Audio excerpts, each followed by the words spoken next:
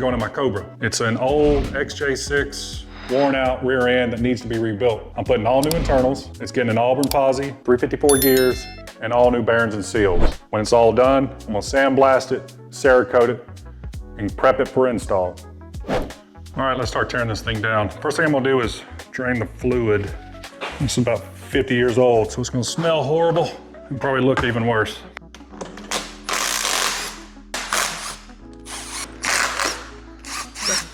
All right, got all the perimeter bolts off except for the top one, so it's loose.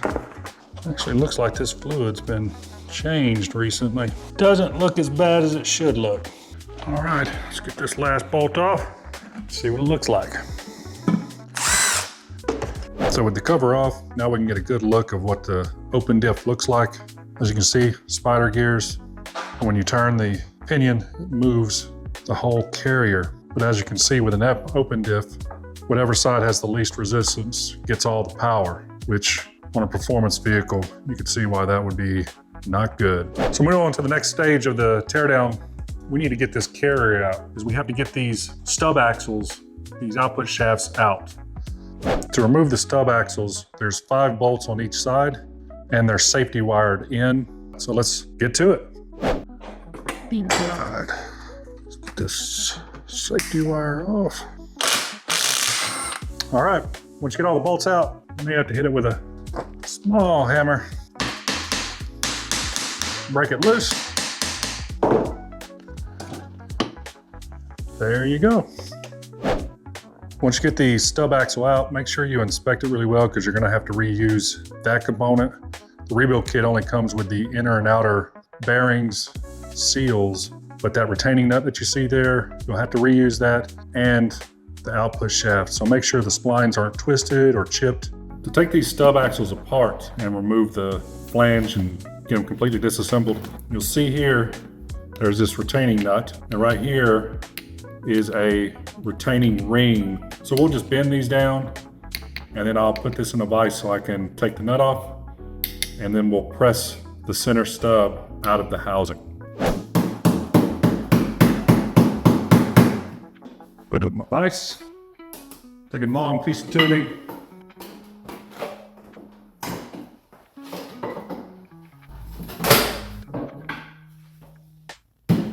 all right, get this out. If you got a press big enough, you're more than happy to do it. I don't, so big hammer.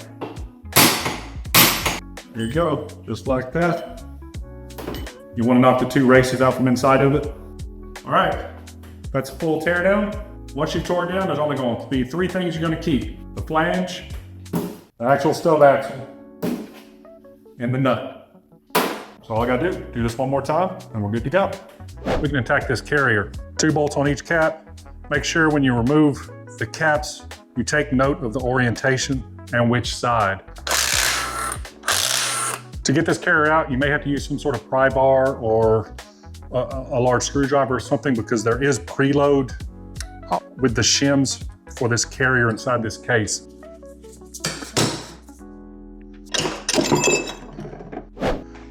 Once you get the carrier out, just inspect the case.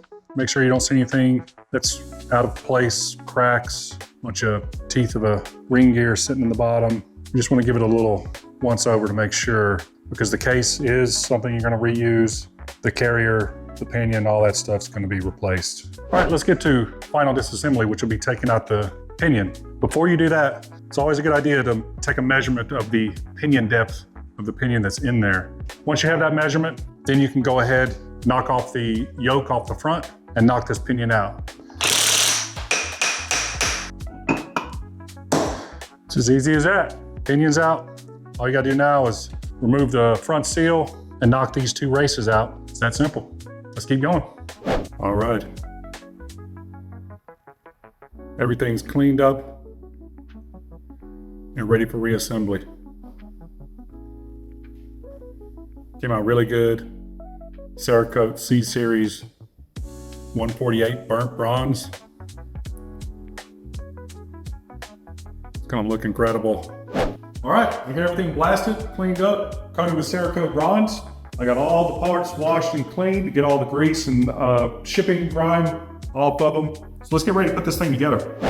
All right, step one for reassembly, we're gonna try to put this pinion back in there. So again, I'm gonna put these shims in there that match the original shims that came out. So this is around 25 thousandths, which is what came out of the car, so, or the rear end. We'll slide those in there, and then we'll knock in this race.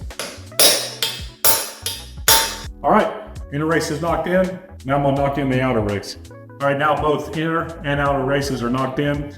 Now the next step would be to press the bearing onto the inner bearing onto the pinion. Okay, as you see here, I've pressed the new bearing onto the pinion. So now I'm gonna take a little bit of oil, just to put it on here, just so I don't have metal to metal contact. I can put a little bit of oil on it. Put it in there, put the outer bearing on, cinch it down, and then I'm gonna measure pinion depth. All right, we got pinion mounted. Now let's see what the pinion depth is. Almost exactly the same, 5.085, 5 10,000ths of an inch off. I don't think that's gonna make a huge difference, so I think that'll work. So usually I use a crush sleeve for the pinion install. Actually, perusing the internet, I found a different way, and the kit I bought to rebuild this rear end came with the shims for the pinion. Basically, instead of a crush sleeve, you just use these shims. And I prefer this actually, because once you crush the crush sleeve, if you crush it too far or mess it up, however you do it wrong, you gotta buy a new crush sleeve. With shims, you just add extra shims and then they're good to go. I'm gonna go ahead and shim this and make sure I get the preload 15 inch-pounds resistance when I try to turn the pinion, and I'll show you what that looks like. All right, after several tries, trial and error, I finally got the right amount of shims to give me the preload and the resistance I'm looking for. Using the inch-pound gauge, it should be between 15 and 20. I'm right at 20, like 19. That's perfect. We can move along. So now we can get to the heart of the build, which is putting in the carrier and starting to set up our mesh. So to do this, the way the Dana 44s are set up is the shims go in between the pressed on bearing. You'll want to buy a second set of bearings to make them setup bearings, so just hone this out so it fits perfectly and slides over. Otherwise, once you press the bearings on there and you press them off, you're probably gonna mess them up, tear them up, and you got to get new ones anyway. So just make you a set of setup bearings, and then that's gonna make this go a whole lot easier. So what I'm gonna do is just take some shims, put enough shims on here to where I'm gonna get a perfect fit in here with no play. Measure what the shim depth is. I'm just gonna put shims on one side. Measure what the shim depth thickness is, divide it in half, put the shims on both sides, so then I can center up the carrier in the housing. Then I can do a pattern, and once I get that pattern, I can see how close I am if I need to go left, right, or whatever. So let's get after it. Okay, so I've reinstalled the carrier. I've got all the shims on one side, so it's kicked over all the way to the left. So now what I'm gonna do is I'm gonna remove the carrier, measure the shims, divide it in half, put them on both sides so I can center up the carrier, and then we'll see what our pattern looks like. All right, let's measure these shims. So it's at 50 thousandths, so 25 thousandths on each side, and we should be good to go. I test fit the carrier, and it looks like I'm having some interference issues, which will happen. So the carrier's actually hitting on the inside lip here. Obviously, this is dimensionally a larger carrier, so it's hitting on the inside face of the case. So what I'm gonna have to do, I'm gonna cover this up as best as I can, and I'm just gonna have to sand this inner face so I don't have this interference problem anymore. So let's do that. So now, let's see if I've clearanced it enough. All right, I got the case all clearanced. I've got the carrier mounted inside the case. I got 25 thousandths shims on both sides. It's equaled out. There's no play within it, left to right. So now I'm gonna measure backlash. So basically I'm gonna put the pinion yoke on a couple blocks of wood so it doesn't move, so it doesn't skew my readings. And then I'm gonna mount my dial indicator on the case, and then we're gonna measure backlash. All right, backlash has to be between 5 10,000ths and 10 thousandths of an inch, and we're right in the zone.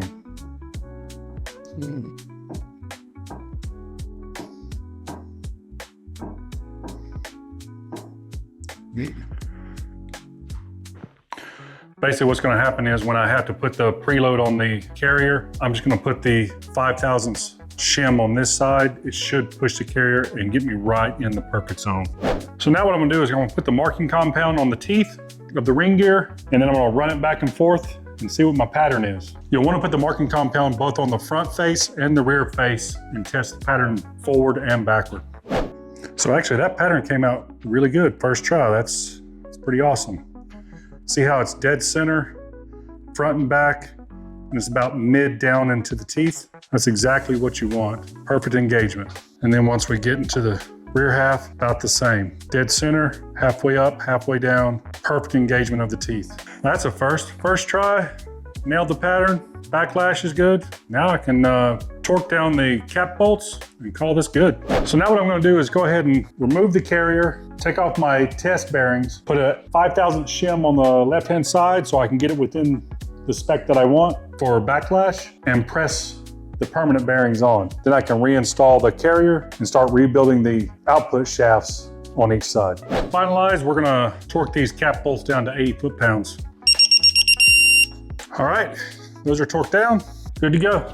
Okay, next step is to rebuild the output shaft, flanges and everything. So let's get after it. These rebuild kits come with the inner outer bearing, the seal, the lock, and the crush bearing. You'll reuse the half shaft, the flange, and the nut. First thing I'm gonna do is put the flanges on both sides. Once both races are installed, go ahead and put the bearing in there, and then you're gonna wanna put the outer seal. Seal is on. All right, so I put the outer bearing, the lock, put the nut. And then what I'm gonna do is I'm gonna put it in this vise, and then we'll take a big old pipe and I'm gonna lock it down.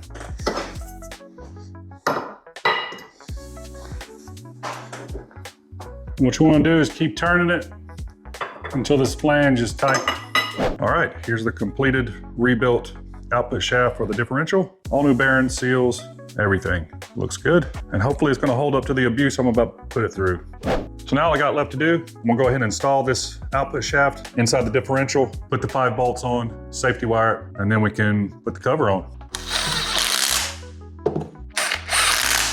Now it's safety wire. So safety wiring is kind of an art, so we'll see how this goes. And you want to safety wire it on the forward side of the bolt so it keeps it from backing itself out. That's the whole point of safety wire, right? And since there's 5 bolts, safety wire 3 together and 2 together. All right. First 3 safety wired. Let me finish this up and then we'll wrap this rebuild up. All right, we're in the home stretch. Everything's safety wired, good to go. As you can see, final assembly is done. Now, no more one wheel peel. So all this is rebuilt with all brand new performance parts. So hopefully this will hold up to what I plan on putting it through with my Cobra. So both sides moving, that's what we want.